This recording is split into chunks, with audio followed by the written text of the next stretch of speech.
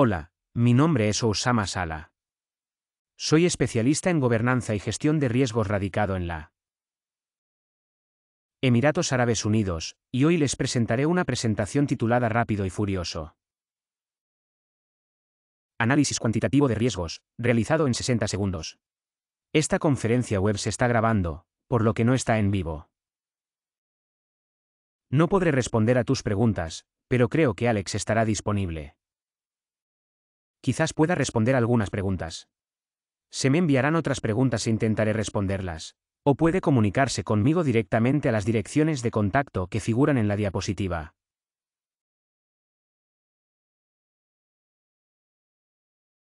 Muy bien, entonces comencemos. Ahora, sí, esta presentación es realmente para personas que no están familiarizadas con el análisis de riesgos cuantitativos en general, y específicamente en seguridad cibernética. El objetivo de esta presentación es demostrar que cualquiera puede realizar un análisis de riesgos cuantitativo, tan rápido como un análisis cualitativo. Y si invertimos y nos esforzamos un poco más, podemos hacerlo muy útil. Y lo demostraremos pasando por 3 etapas de evolución de la gestión de riesgos o del análisis de riesgos, visitando 3 mundos diferentes y viendo cómo funciona o sucede la evolución.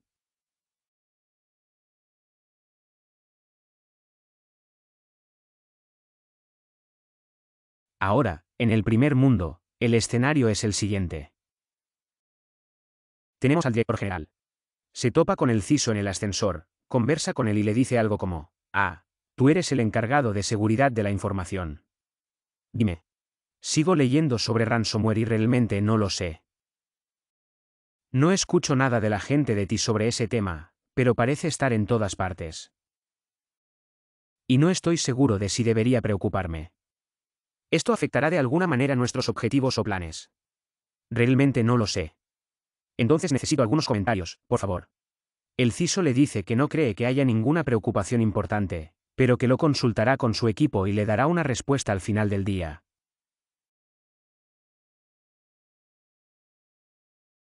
Básicamente, eso significa que el CISO regresa y convoca una reunión de crisis. Todos están reunidos. Y les cuenta el compromiso que tuvo con el CEO sobre el problema. Necesitan levantarse y regresar con una respuesta al final del día. Entonces, ¿qué hacen? Eligen su mapa de riesgo, lo ponen en la pantalla y todos empiezan a mirarlo y a preguntarse: ¿dónde colocamos ese punto? Tienen una discusión constructiva, lo que básicamente significa que empiezan a discutir y realmente no llegan a ninguna parte.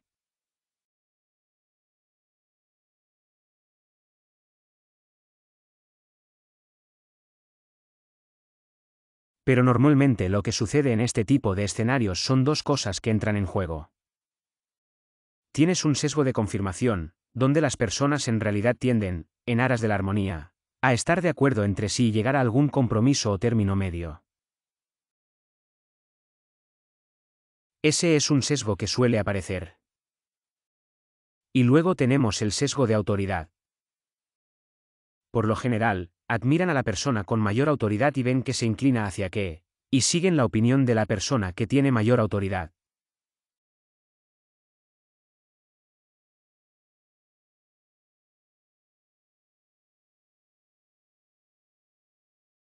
Básicamente eso no significa nada de qué preocuparse. Tenemos un líder. Él se encargará de ello. Solo tenemos que seguir al líder. ¿Y han encontrado algún tipo de justificación para su pensamiento, o tal vez no sea una racionalización? Es una racionalización.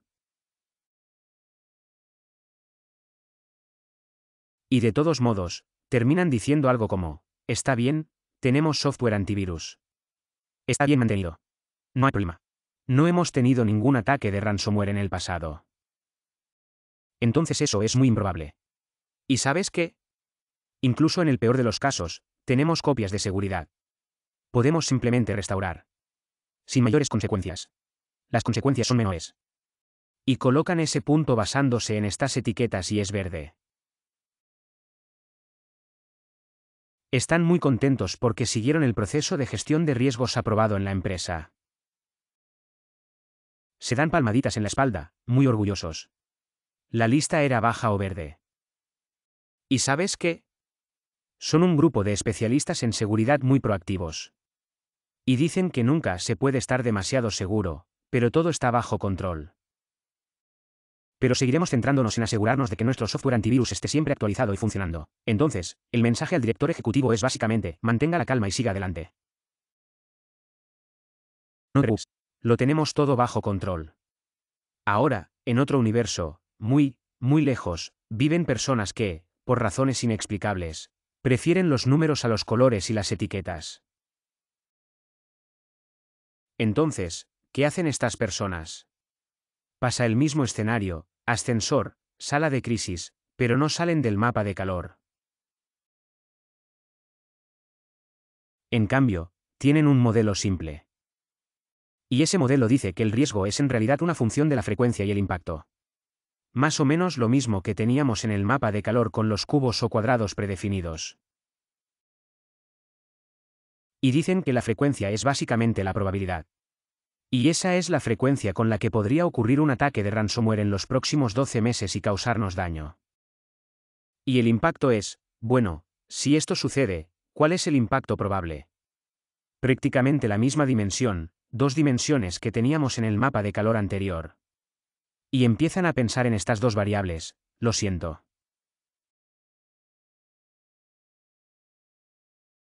Y piensan, está bien, el ransomware es solo malware.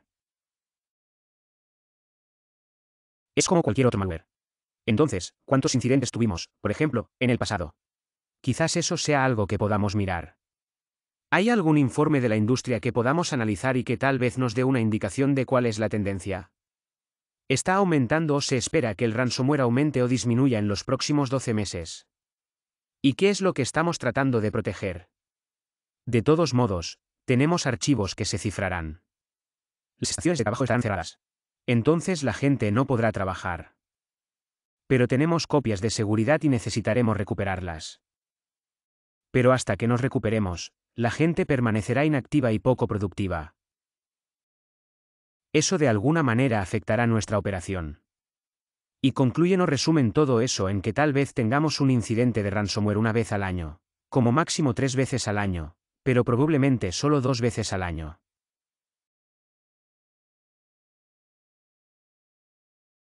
Y en términos de impacto, sí, la recuperación podría tardar entre 5 y 8 días, pero tal vez alrededor de 6 días. Y durante ese tiempo somos improductivos. Si traducimos las pérdidas de estos por ser improductivos y traducimos de alguna manera en alrededor de $250,000 de pérdida hasta $400,000, pero probablemente alrededor de $300,000. Así que hicimos prácticamente lo mismo que hicimos en un mapa de calor. Tenemos categorías o rangos en el mapa de calor. Aquí simplemente, en este universo, ellos definieron sus propios cubos.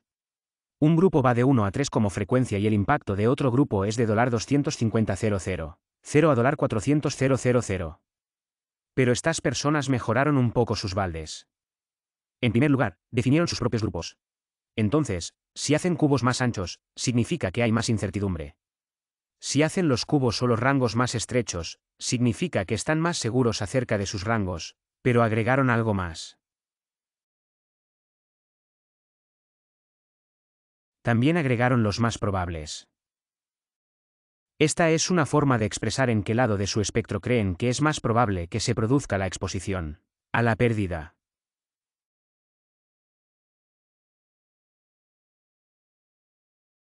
Entonces, por ejemplo, en la frecuencia, está más o menos en el medio.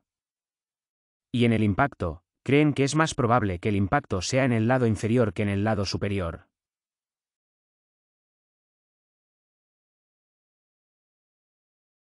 Miran estas 2 dimensiones de forma muy parecida al mapa de calor y dicen, juguemos a qué pasaría si.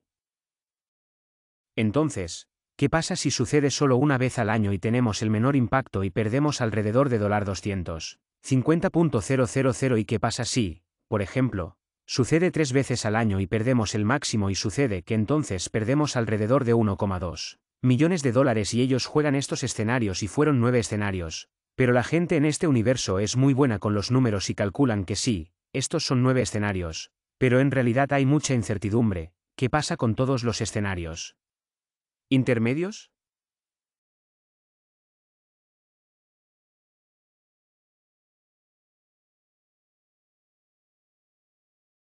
No serán $300,000 sino $352,000. Serán $256,000 pérdidas y así sucesivamente, por lo que hay tanta incertidumbre y tantos otros escenarios en los que pensar que son probables y podrían suceder, porque limitarnos solo a estos 9 escenarios y a ellos se les ocurre una idea. Miran sus rangos y dicen, está bien, estos rangos nos están limitando. ¿Qué pasa si convertimos estos rangos en funciones matemáticas en distribuciones y luego podemos hacer cálculos matemáticos con las distribuciones en lugar de estos rangos?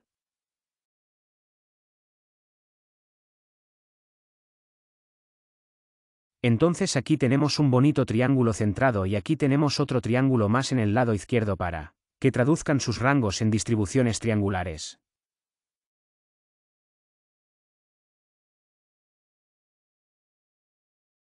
Ahora lo que hacen es que estas dos distribuciones básicamente dicen que está bien, jugaremos what if otra vez, pero jugamos muchos what if.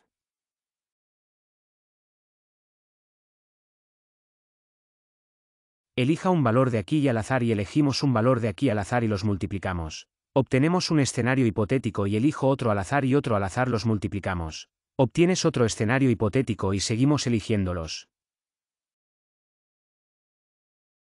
Pero sería bueno si pudiéramos elegir los que tienen más probabilidades de suceder con más frecuencia que los demás, pero sin estar sesgados y seguir siendo aleatorios. Y se les ocurre otra idea que declararemos sobre las consecuencias o el impacto.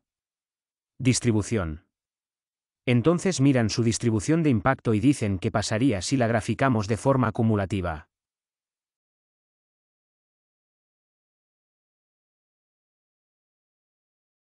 Entonces, por ejemplo, si miramos aquí el 95%, esto significa que el 95% de todos los escenarios posibles sumarán 372.000 pérdidas.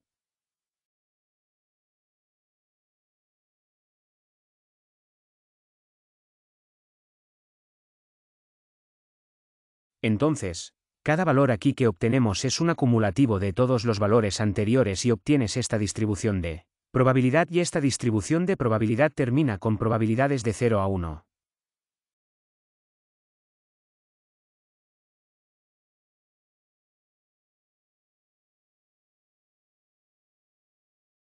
Uno, por supuesto, porque ahí es donde se consideran todos los escenarios.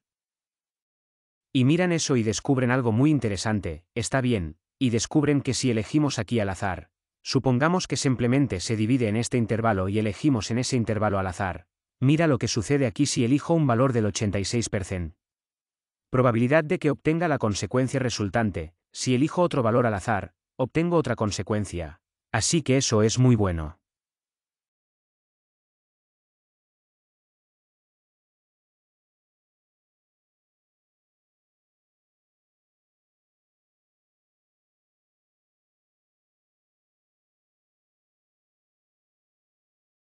Y sí, lo hago con valores que están más cerca de donde ocurren los valores más probables. Hacemos el mismo proceso, pero si miras aquí las diferencias entre ellos son mucho más estrechas de lo que solían ser aquí.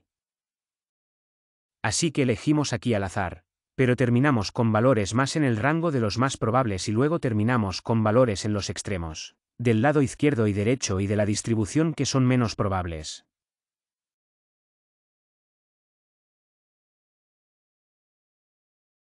Y esto es lo que hacen, obtienen muchos valores, miles de valores, 10 miles de valores y son muy similares ahora, compárelo con los 9 valores que teníamos. Llenaron básicamente todos los espacios entre estos valores y pudieron expresar los valores que ocurren con mayor frecuencia y esto es lo que conocemos como simulación de Monte Carlo.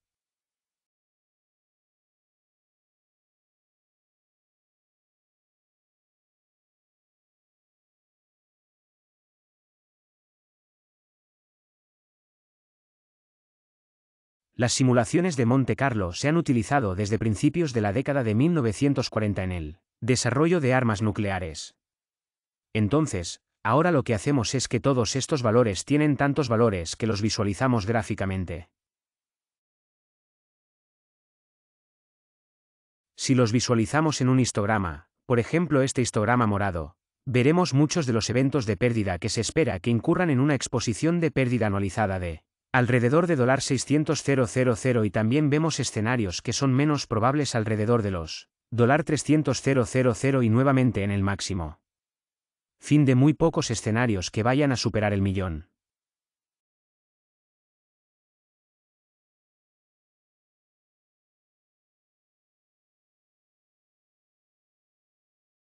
Y trazamos nuevamente la distribución de probabilidad acumulada y lo que podemos hacer es que, por ejemplo, si miramos aquí en el lado derecho y ese 80% coincide con $759,000, lo que básicamente significa que el 80% de los eventos de pérdida que es probable que ocurran serán igual o inferior a $759,000.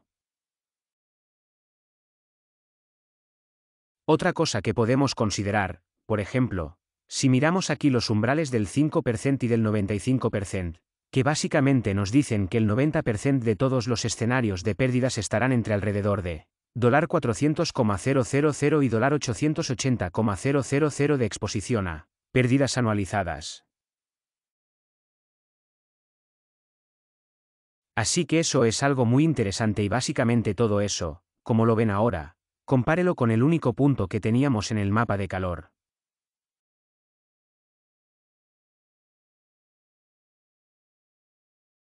Esto es comunicación, esto es una expresión de incertidumbre, esto es algo con lo que la gerencia puede trabajar. Estás hablando de dólares y estás expresando tu incertidumbre, no la estás ocultando, mientras que nada como eso se expresaría jamás con un punto. Un mapa de calor. Ahora llevemos la evolución más allá, hay otro universo muy, muy lejano. A estas personas tampoco les gustan los números, los colores y las etiquetas, pero tampoco les gustan los modelos mentales, les gustan los modelos formales. Entonces, ¿qué significa eso? Básicamente, antes teníamos el mapa de calor, 2 dimensiones. Teníamos el riesgo expresado como frecuencia e impacto, que es un modelo simple. Es un modelo de 2 variables, frecuencia e impacto. ¿Pero qué pasó cuando empezaron a discutir esto? Básicamente se sentaron y pidieron perdón, comenzaron a pensar en tantas cosas. ¿Cuáles son las especificaciones a las que nos enfrentamos? Ciberdelincuentes de Estados-nación y no sé qué y qué quieren de nosotros, ¿cuál es su intención, su motivación? ¿Cuáles son sus capacidades? ¿Están pensando en vulnerabilidades? ¿Cuáles son las pérdidas que podrían ocurrir? ¿Qué impacto tendría en la disponibilidad, integridad, confidencialidad? ¿Cuáles son nuestros activos primarios?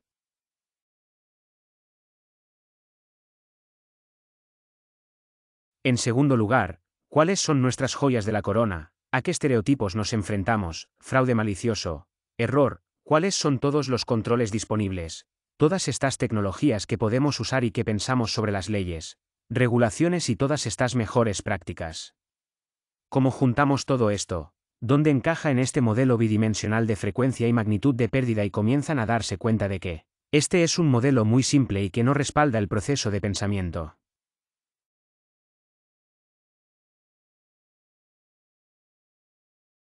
Ahora bien, ¿por qué a estas personas les gustan los modelos formales o creen en los modelos formales?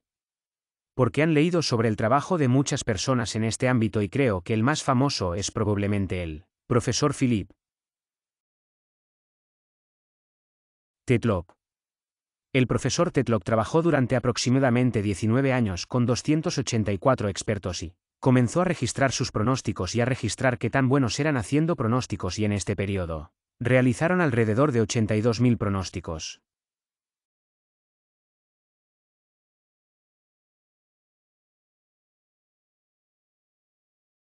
Al final de esa investigación, llegó a la conclusión de que estos expertos o pronosticadores son solo un poco más precisos que el azar y, por lo general, son peores que la extrapolación o los algoritmos básicos. Entonces estamos hablando de algoritmos simples con quizás 2 variables. Así que los modelos son mejores, somos mejores con los modelos que simplemente dependiendo de nuestra experiencia. Así que concluyó al final y dijo que es imposible encontrar ningún dominio en el que los humanos superen claramente a los algoritmos de extrapolación toscos, menos aún sofisticados, a los estadísticos. Entonces, ¿qué significa eso para este universo en el que vivimos? En ese universo escucharon sobre algo llamado modelo FAIR que está disponible en el Instituto FAIR y que es un modelo que básicamente mapea el riesgo.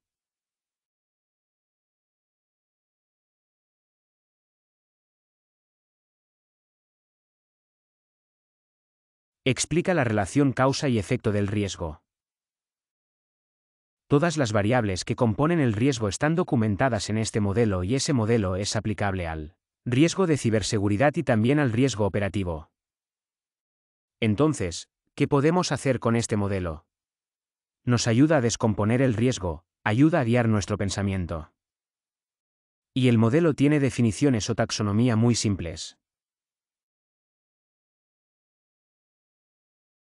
El riesgo, por ejemplo, es simplemente la frecuencia probable y la magnitud probable de pérdidas futuras.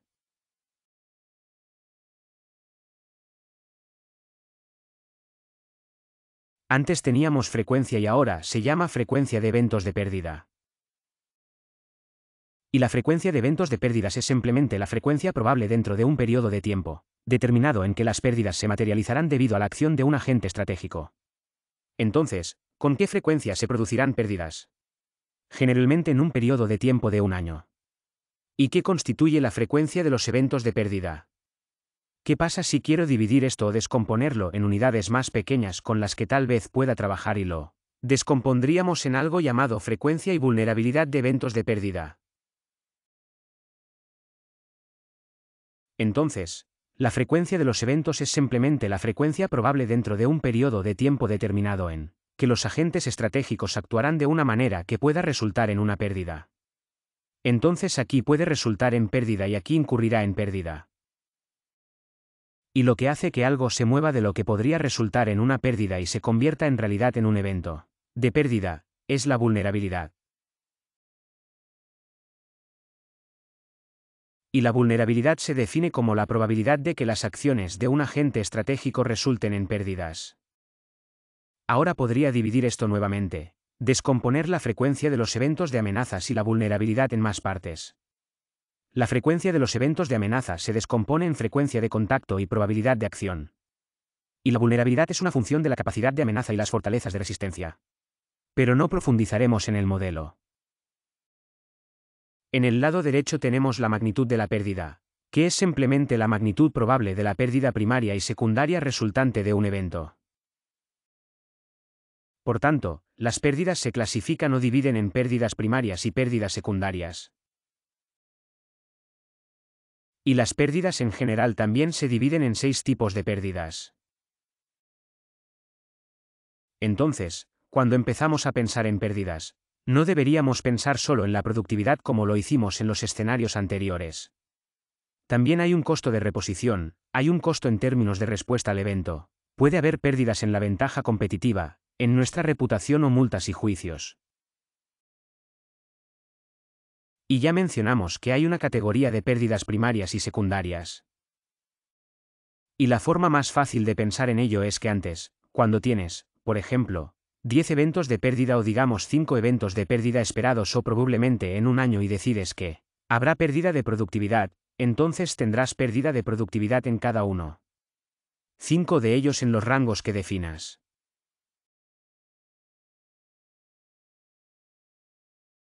Pero las pérdidas secundarias, por ejemplo las pérdidas de reputación, pueden no ocurrir en los 5 eventos, por lo que tienen su propia frecuencia de ocurrencia.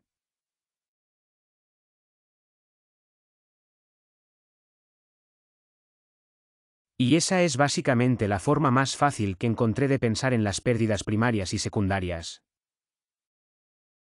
Entonces, ¿qué hace la gente en este universo? Quieren comenzar a usar el modelo, pero antes de hacerlo es fundamental que definamos claramente el escenario de riesgo que tendremos que analizar. El problema realmente debe definirse con precisión.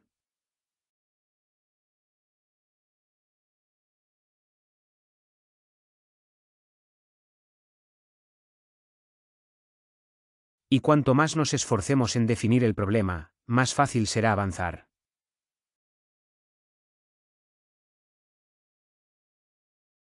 Y en FAIR normalmente hacemos esto definiendo claramente el activo, que son cosas como la producción, los datos del cliente o el procesamiento, o también podrían ser activos físicos.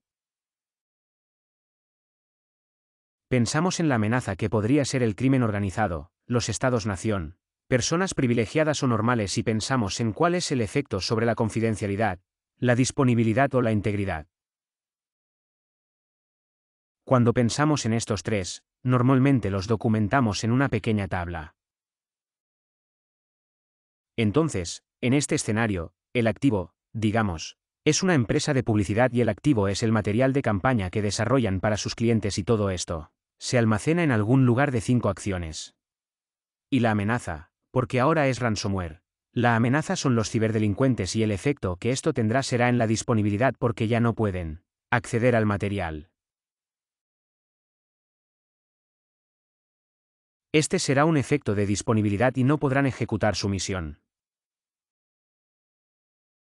Ahora, podría llevar este escenario más allá, por ejemplo, podría ir más allá y decir, está bien. Entonces tenemos ransomware en nuestras estaciones de trabajo, lo que significa que no solo los datos están encriptados, sino que toda la estación de trabajo generalmente también se bloquea, por lo que no puedo usarlo, por ejemplo, acceder a mi sistema ERP o sistema CRM, etc. Pero en este escenario, normalmente agregaría esto como otra línea y luego, al final, agregaría todos sus riesgos. Pero sigamos con un solo escenario, digamos que no tienen ERM o CRM o lo que sea y que en realidad solo son archivos compartidos.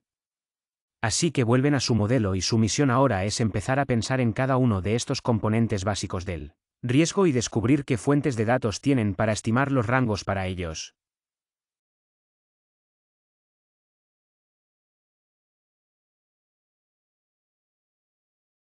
Ahora bien, la belleza de este modelo es que si tienes buenas estimaciones con las que te sientes cómodo y que puedes respaldar racionalmente, digamos en el nivel superior, entonces realmente no hay necesidad de profundizar porque si profundizas y eres aún más si no estás seguro acerca de los niveles más profundos, entonces estás agregando más errores a tu escenario.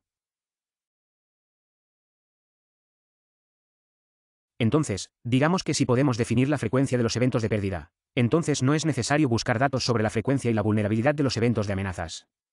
Pero si tengo un escenario en el que no sé nada sobre la frecuencia de los eventos de pérdida pero tengo muchos datos sobre la frecuencia de los eventos de amenaza y la vulnerabilidad, entonces estimaría los rangos para estos dos y calcularía la frecuencia de los eventos de pérdida. Entonces llaman a todos sus expertos en la materia y designan un punto focal que gestiona esta discusión sobre el análisis de escenarios de riesgo y comienzan a pensar en la frecuencia de los eventos de pérdida.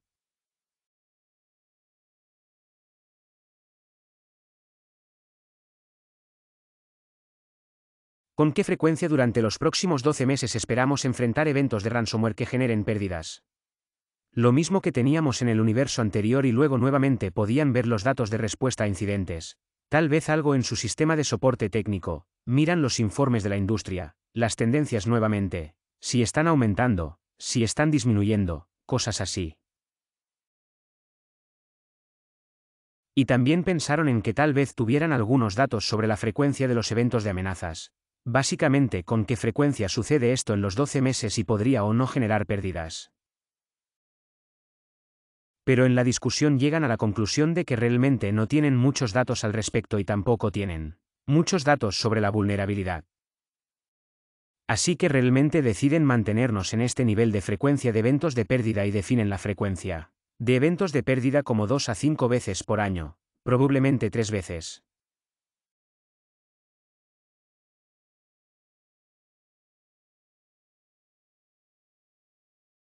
Ahora empiezan a pensar en la magnitud de las pérdidas. Entonces, ¿qué pérdidas tendremos? Tenemos múltiples pérdidas. Tipos de pérdidas. ¿Cuál de estos tipos de pérdidas será relevante para nuestro escenario? Y entonces los miran. Piensan en la productividad.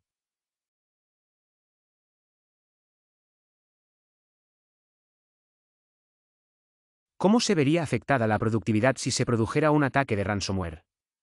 ¿Cuáles son los procesos que se verán afectados? ¿Cuántos miembros del personal estarán sentados inactivos, improductivamente, sin poder realizar su trabajo? ¿Cómo afectará a sus ingresos o ingresos?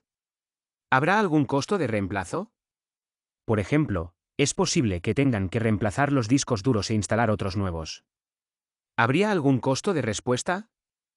Estos son costos, por ejemplo, necesitan contratar personal adicional para instalar estos discos duros o podrían necesitar alguna respuesta a incidentes o especialistas forenses que podrían contratarse y que se agregarían a los costos de respuesta.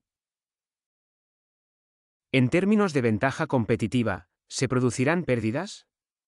En cierto modo están de acuerdo, no, en su escenario. Esto no se aplica. Tampoco trabajan en industrias altamente reguladas, por lo que no habrá multas ni sentencias. Pero la reputación, sí, la reputación se verá afectada de alguna manera y tal vez al ganar una mala reputación podrían perder algunos clientes, o clientes actuales o futuros. Entonces sí, la reputación tendrá algún tipo de impacto. Ahora, si miramos, por ejemplo, la productividad, obtienen datos como los salarios promedio de las personas y cuántos días serán improductivas las personas y lo traducen en un costo total en términos de ser improductivo para las personas.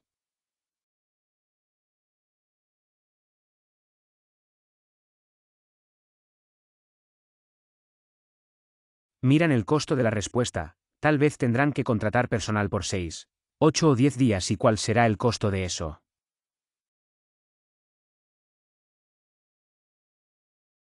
No nos enganchemos demasiado con todos estos números.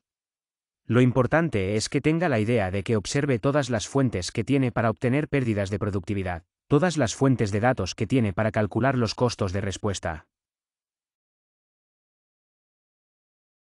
Y ahora, en términos de reputación, sí, podría ser útil algo de negocio, por lo que analizan cuánto más negocio se pronostica y esperan perder entre un 2% y un 5% como máximo de negocios futuros y lo traducen, en función de sus ingresos o las ganancias que obtienen. Esperan que esto se traduzca en pérdidas de entre 300.000 y 900.000 dólares.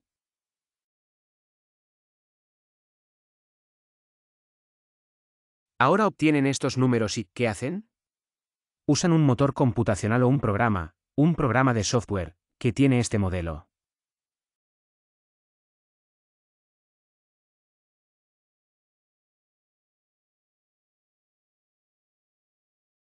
Conectado y tiene, por ejemplo, el FAIR Institute proporciona la aplicación FAIR disponible de forma gratuita. Inicie sesión e ingrese los valores que tenemos para la frecuencia de eventos de pérdida, las pérdidas que tuvimos para pérdidas primarias y cuando lo ingrese allí obtendrá las diferentes categorías. Para cada categoría, lo ingresará y conectará la frecuencia de eventos de pérdida y la magnitud de la pérdida básicamente fue para el proceso de reputación.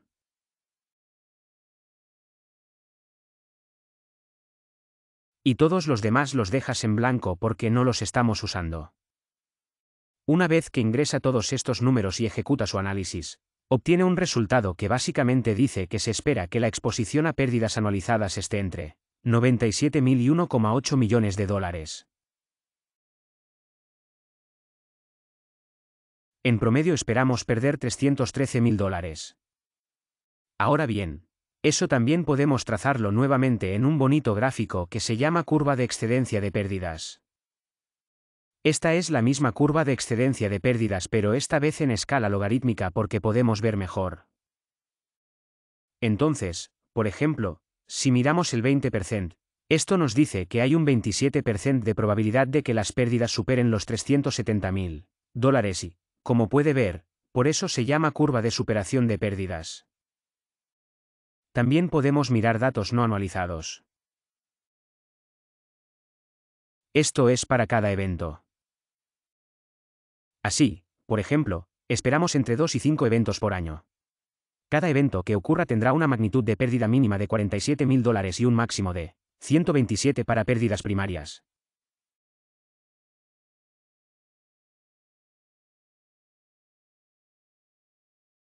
Para las pérdidas secundarias que era la parte de reputación, si ocurre un solo evento tendrá una pérdida de entre 300 y 864.000 dólares.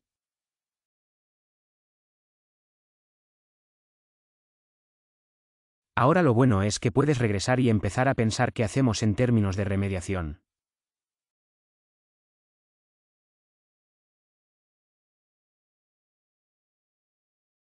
Entonces, piensa en implementar controles y cosas así, y en esta empresa digamos que usan algún antivirus tradicional y decidieron que si actualizamos a algún antivirus de próxima generación, entonces deberíamos poder reducir la frecuencia de los eventos de pérdida.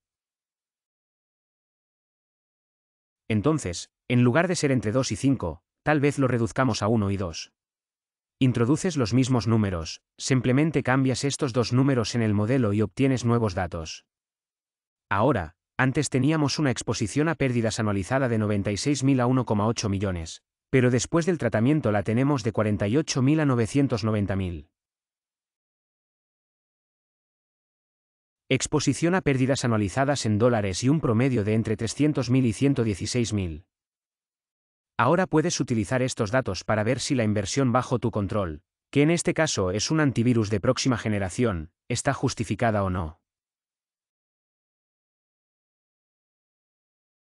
Y, por supuesto, puedes volver a comparar simplemente mirando los gráficos. Entonces, para resumir, comenzamos realmente con un mapa de calor simple que tiene muchos colores y etiquetas y tuvimos que colocar un punto en algún lugar, pero luego comenzamos a darnos cuenta de que estos grupos que fueron definidos han sido definidos por alguien que no tiene idea de en qué escenario estamos. Realmente estaba trabajando y los diseñó para que fueran aplicables a todos los escenarios que vamos a enfrentar y eso fue en el segundo universo donde decidieron que no, eso no funciona para nosotros, queremos definir nuestros propios grupos y se encontraron.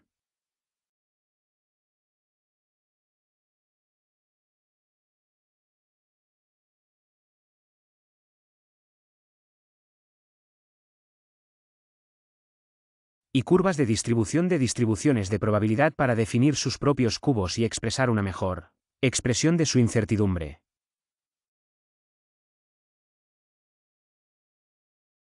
Y en el último modelo, el último universo, recurrieron al uso de modelos para mejorar su pensamiento y reemplazar los modelos mentales con modelos formales y así es básicamente como se hace un análisis de riesgo cuantitativo muy rápidamente.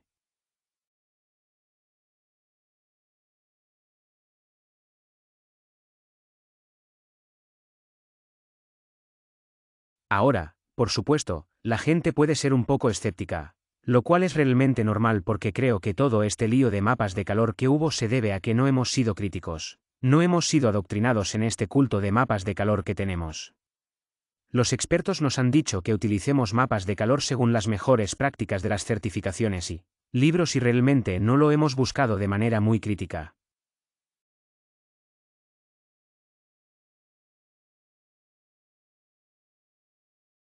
Por lo tanto, es bueno ser escéptico y hacer preguntas. Una pregunta generalmente son nuestras mediciones estimadas de rango. Decimos que esto es cuantitativo, lo que significa mediciones y esperamos números realmente precisos. Bertrand Russell, matemático inglés, dijo también que esto puede parecer una paradoja, toda la ciencia exacta se basa en la idea de aproximación. Si un hombre te dice que sabe algo exactamente, entonces puedes estar seguro de inferir que estás hablando con un hombre exacto e inexacto. Entonces la ciencia exacta se basa en la idea de aproximación. Si lo piensas bien, en realidad es bastante simple. Reconocemos que para cualquier medición podría usar una mejor herramienta de medición, podría hacerla más precisa o podría usar un mejor proceso de medición que también podría darme mejores resultados. Pero eso no significa que la otra herramienta o el otro proceso fuera completamente inútil y no hubiera sido suficiente.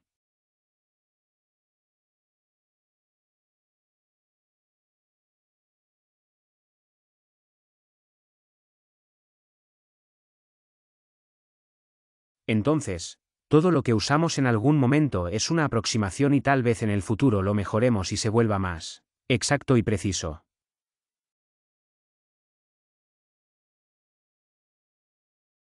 Así que esa es, en resumen, la idea de que la ciencia exacta se basa en la idea de aproximación. Básicamente, eso significa que no hay nada de malo en utilizar estimaciones. Douglas Hubbard en sus libros Cómo medir cualquier cosa, encontrar el Valor de los intangibles en los negocios y el otro libro Cómo medir cualquier cosa en Cybersecurity Risks también se basa en esta idea y define la medición como una reducción de la incertidumbre, expresada cuantitativamente en función de una o más observaciones. Entonces, esta definición tal vez sea ligeramente diferente de lo que normalmente pensamos cuando hablamos de medidas.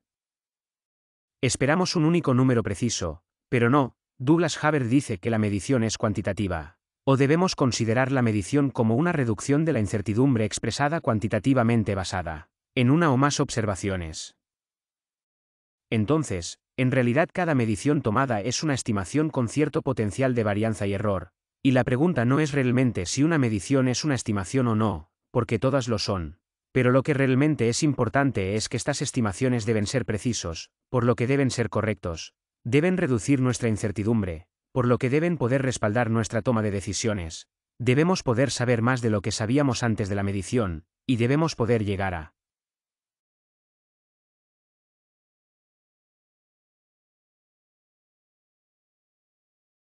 dentro de nuestras limitaciones de tiempo y recursos. Entonces no debería tomar mucho tiempo hacer las mediciones porque luego pierde valor, o no debería ser muy costoso en comparación con la decisión que hay que tomar. Entonces, en este contexto, sí, estas estimaciones de rangos son medidas o, sí, estas estimaciones de rangos son medidas. Otra pregunta es, pero definir estimaciones, ¿no son solo conjeturas? ¿No nos estamos inventando esto? No, no estamos adivinando, estamos estimando.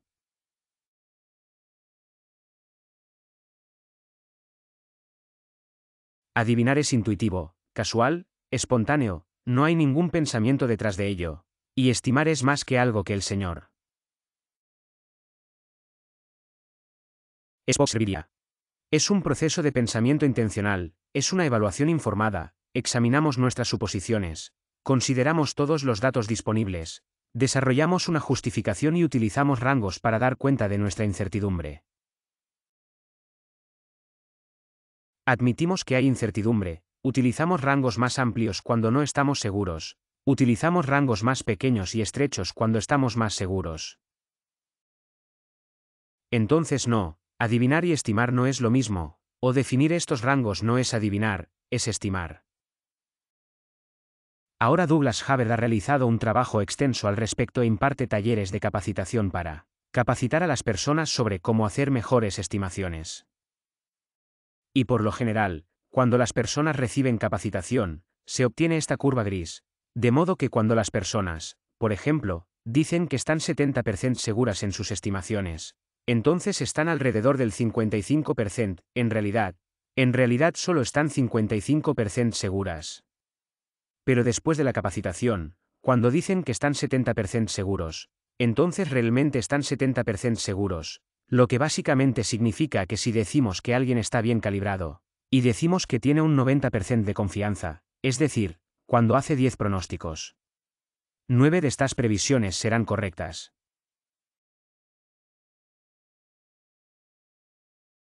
Y esto también es una prueba más para demostrar que estimar no es adivinar, porque no tiene ningún sentido.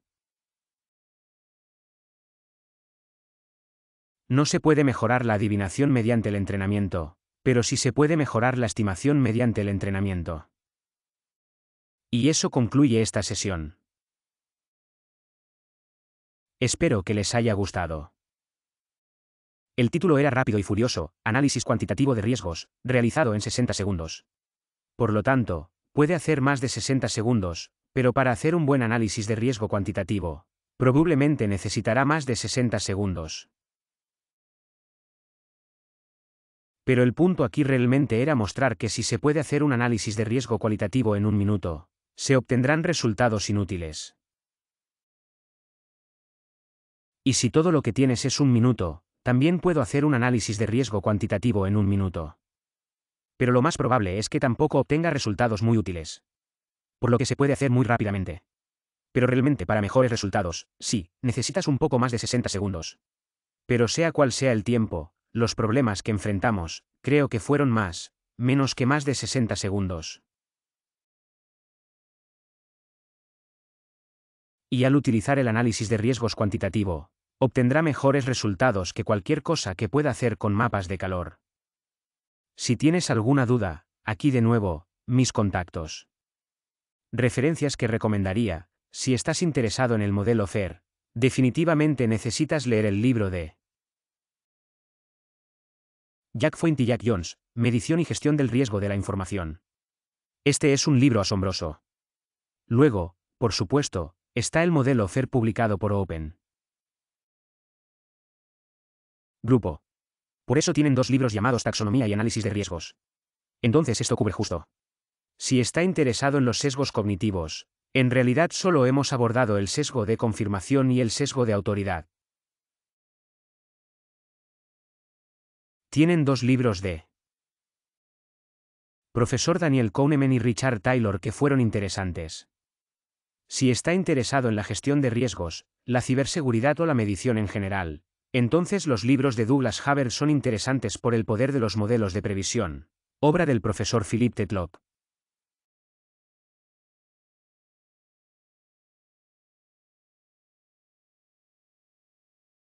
Otro libro interesante es el de Git Gegenza, Estudio de Riesgos. Entonces, una vez que comiences a leer estos libros, irás por la madriguera del conejo y encontrarás otros libros y seguiremos adelante. También tengo un vídeo de YouTube llamado Ciertas razones por las que los mapas de calor deben morir, donde explico en detalle por qué debemos renunciar a los mapas de calor y sí, compruébalo. Así que gracias a todos y gracias a Alex por organizar este evento. Espero que hayas disfrutado de esta presentación. Muchas gracias.